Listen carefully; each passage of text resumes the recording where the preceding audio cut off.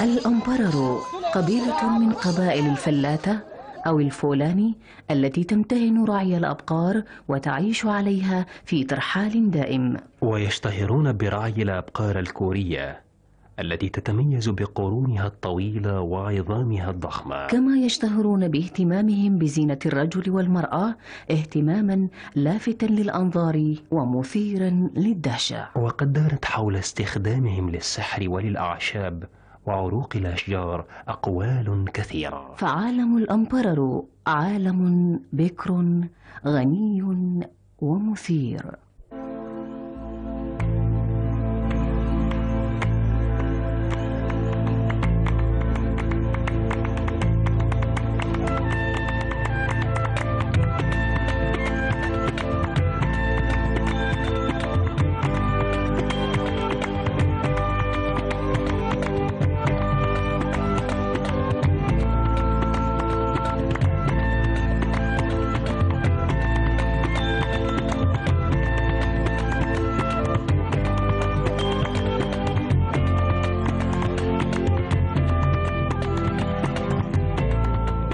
تمتد المنطقة التي ينتشر فيها الأمبررو من الحدود الشادية السودانية غربا إلى الحدود السودانية شرقا.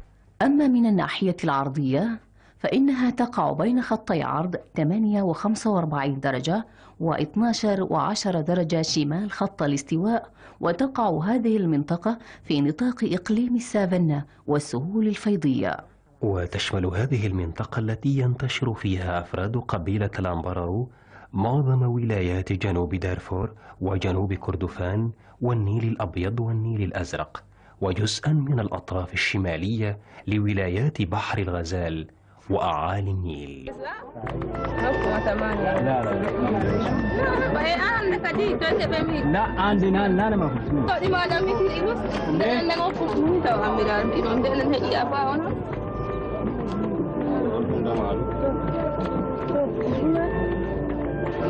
بتجوال الأمبررو الدائم فإنهم يشاركون قبائل البقارة والمجموعات الرعوية الأخرى المرعى مثل بني هلبة والهبانية والرزيقات والمسيرية والحمر والحوازمة ورفاعة وكنانة والإنجسنة والدينكا. ومن ثم فإنهم يختلطون بالزراع الذين ينتشرون على امتداد تلك المناطق من الغرب إلى الشرق، وهم فرع من فروع قبيلة الفلاتة أو الفولاني، حيث إن الفولاني ينقسمون إلى فئتين: الفلاتة الرعاة الرحل والفلاتة المستقرين، أي أنهم جزء من الفلاتة الرعاة. ويختلف الفلاتة الرعاة الذين يرعون الأبقار والماشية عن أولئك الفلاتة المستقرين الذين استقروا في المدن والقرى ومارسوا الزراعة والمهن الأخرى. عرفوا عن أصلنا جدنا عقبة ابن نافع الفهري تزوج من ملكة الروم. أيوة، تسمى بجمانجو. تسمى بجمانجو، ولد منها 5 أطفال من بنت إلى ولد، وهذه الرطانة طلعت من حديث بيناته.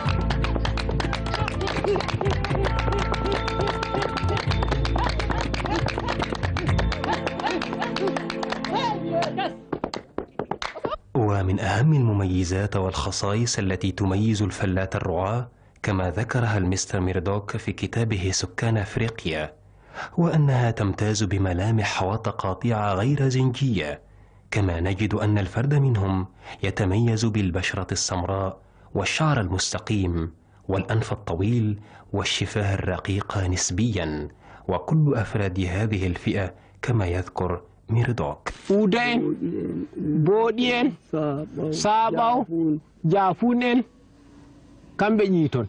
ونجد الفلاتة مبررو أكثر مجموعات الفلاتة التي تنطبق عليها الصفات التي أوردها ميردوك لفئة الفلاتة الرعاة، غير أن الاختلاف الذي نجده بينهم اليوم في ملامحهم يؤكد بأنهم أنفسهم لم يفلتوا من المؤثرات المختلفة، بل تأثروا بالقبائل التي جاوروها أو اختلطوا بها، ويظهر ذلك في فنونهم. وحيث إن الأمبرارو هم جزء من قبائل الفولاني في غرب أفريقيا، وهي التي اشتهرت بإسلامها وتعلقها بالإسلام منذ عهد مؤسس الدولة الفولانية عثمان دان فوديو، فإنهم قد فروا بدينهم بعد ذلك نحو الشرق أسوة ببقية فروع الفولاني. الفلاة الذين وجدوا في أراضي السودان حماية لعقيدتهم، إضافة إلى الأراضي الرعوية الغنية لأبقارهم ومواشيهم العظيمة العدد.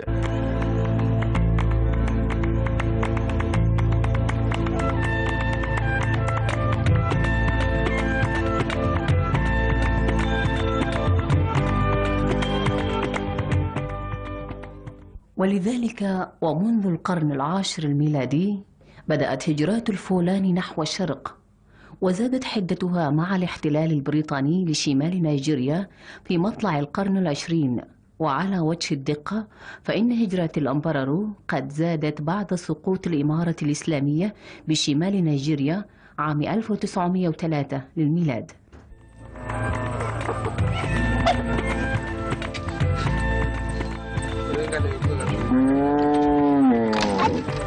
وفي الجانب الآخر كانت هنالك أيضا عوامل جذب تمثلت في الأنباء والإشاعات التي تصل من وقت لآخر إلى الأمبرارو عن جودة المرعى والكلاء وتوفرهما في وادي النيل الأزرق، وفي رغبتهم في اللحاق بإخوتهم الذين وجدوا كل ترحاب من سلطان مايرنو بمركز سنار.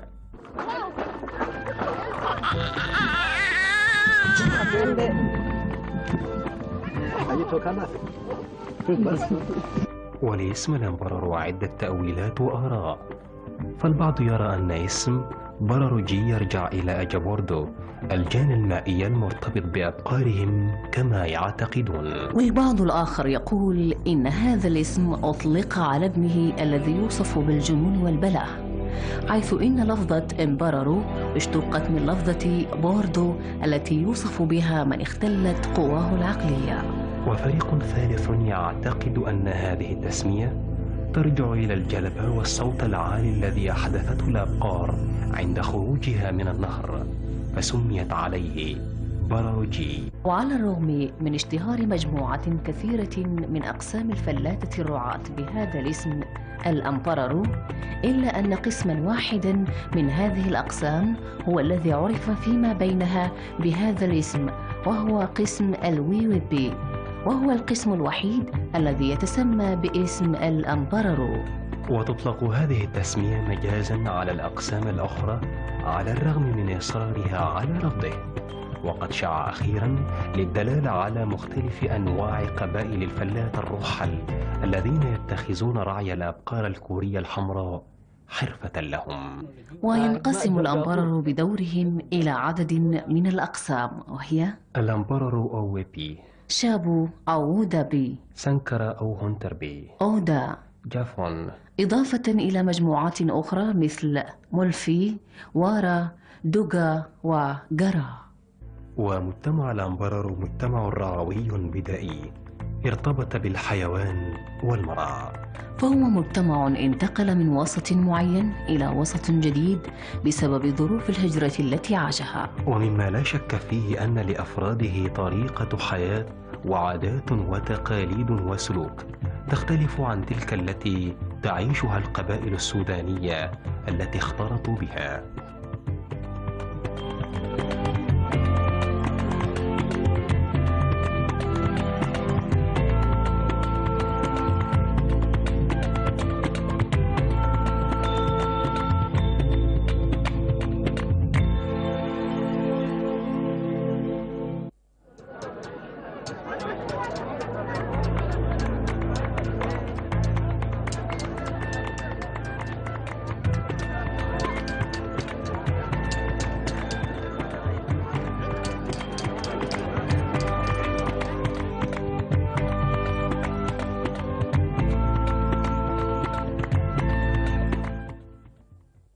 وللأمبررو حكايات عديدة عن السحر وقصص متواترة عن السحرة، حتى شاع كثيرا تعاملهم واستخدامهم للسحر في مختلف تفاصيل حياتهم.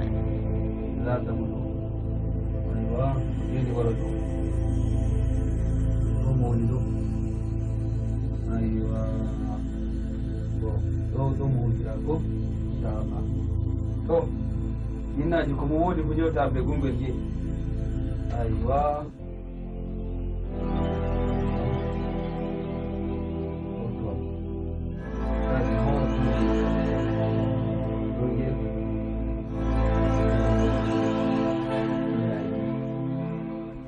وهم في ذلك تختلف قناعات الآخرين بإمكانات سحرهم. يعتبر الرعي الموسمي الذي يمارسه الأمبررو نتاجاً طبيعياً للفوارق المناخية والنباتية التي تميز الإقليم الذي ينتشرون فيه، وهي نفس العوامل التي صاغت نظام ترحال البقارة في السودان.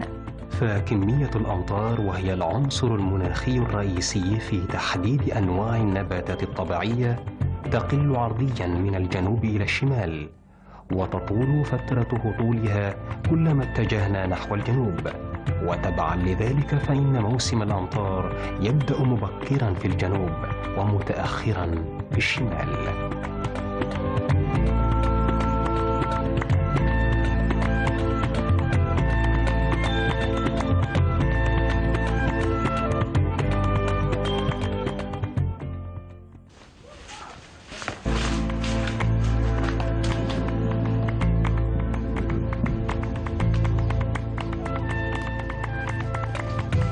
ومن طبيعة الحال أن تحرك هذه الأمطار معها نطاق ذبابة التيسي وغيرها من الحشرات التي تؤثر على صحة الحيوان، فيضطر الرعاة إلى السير بها شمالاً. وفي هذا الفصل تتحسن ظروف المرعى من ناحيتي الكلأ وموارد المياه في المناطق الشمالية. وعندما يقل الكلأ وموارد المياه ويتراجع الحد الشمالي لذبابة التيسي نحو الجنوب، يتحرك هؤلاء الرعاة بأبقارهم جنوباً في فصل الجفاف.